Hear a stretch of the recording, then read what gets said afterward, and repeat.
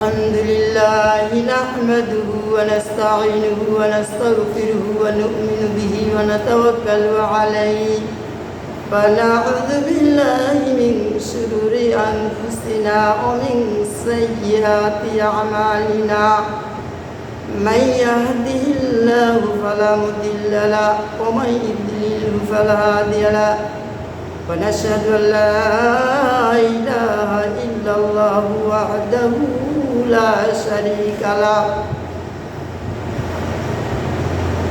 আলহামদুলিল্লাহ আল্লাহ পাক রব্বুল আলামিনের দরবারে লাখো কোটি শুকর যে মহান রব্বুল আলামিন আজকে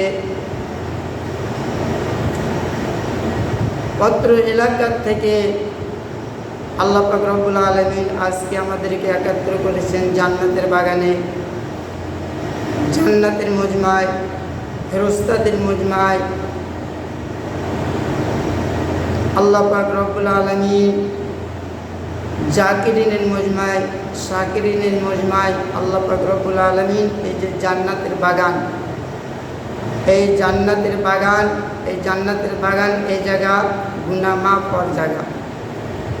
অনেক মানুষ আসে, এক সাইড দিয়ে আসে আবার এক সাইড দিয়ে চলে যায়।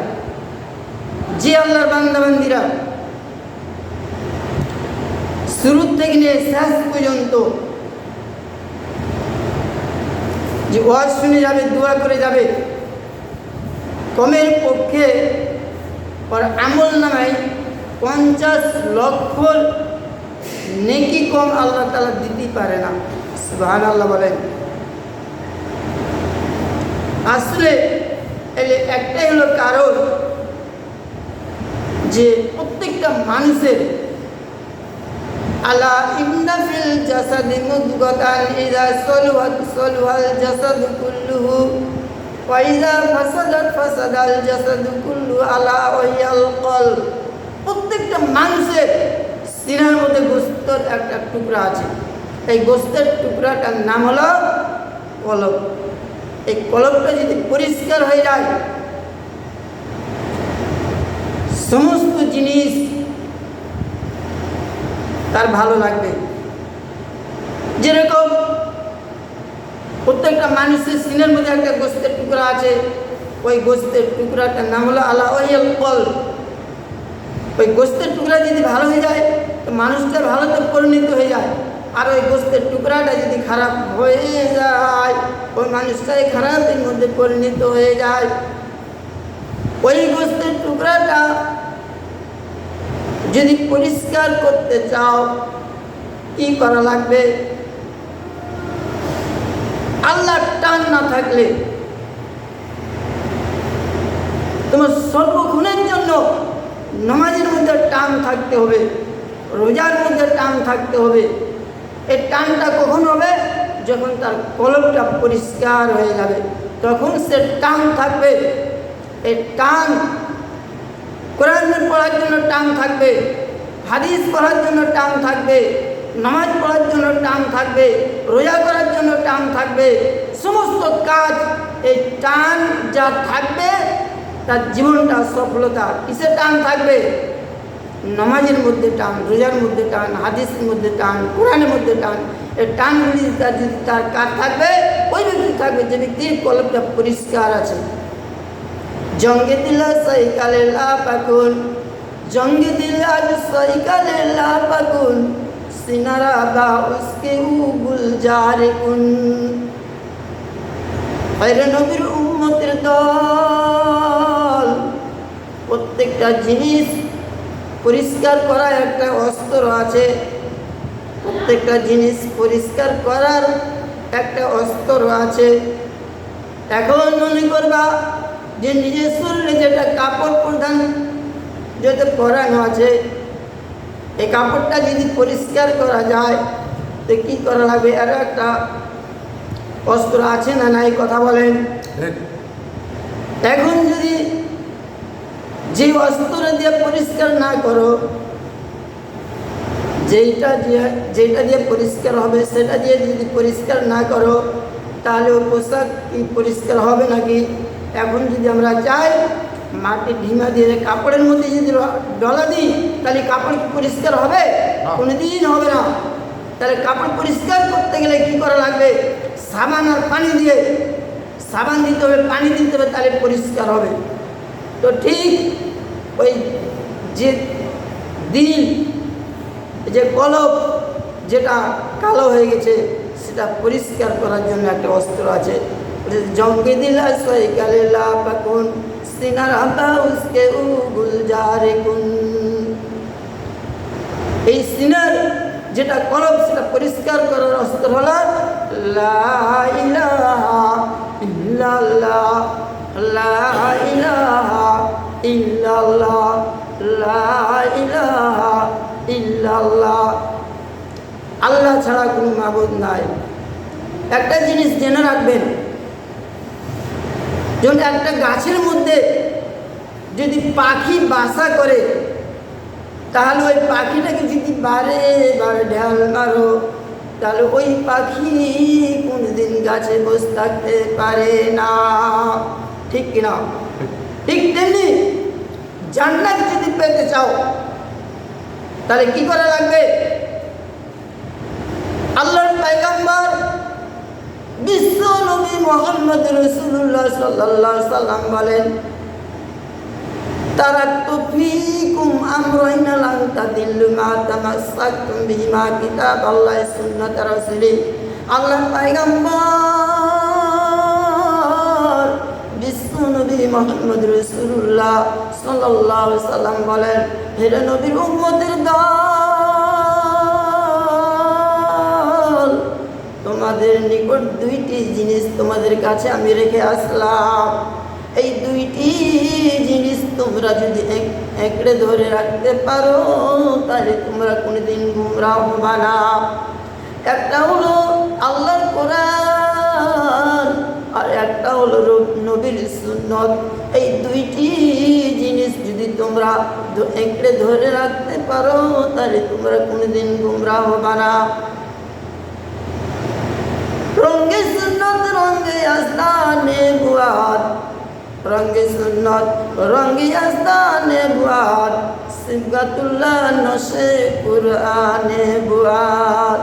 এর নবীর উম্মতের দল, তোমরা যদি আল্লাহকে পেতে চাও কোরআনের রঙে রঞ্জিত হও, নবীর সুন্নতে রঙে রঞ্জিত হও। এখন দেখা গেল একটা বাজার থেকে মোটরসাইকেল কিনলাম, মোটরসাইকেল স্টার্ট দিচ্ছ, স্টার্ট হচ্ছে ঠিক, কিন্তু সে মোটরসাইকেলের টান নেই, তাহলে তার দাম নেই।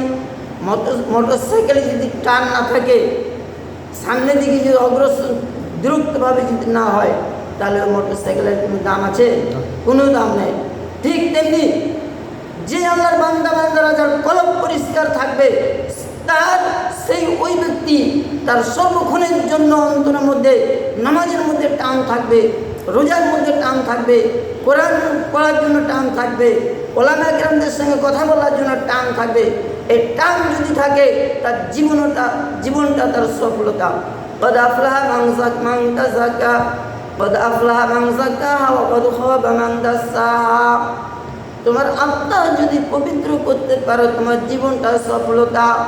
আতিনা ফিদ দার দুনিয়া না হাসান, আতিনা ফিদ দার দুনিয়া না হাসান, আতিনা ফিদ দার উকবা না হাসান। ইয়া গিয়াসাল মুস্তাদিসিনা দিনা লাব্দি খারুবিল উলুমি ওয়াল গিনা।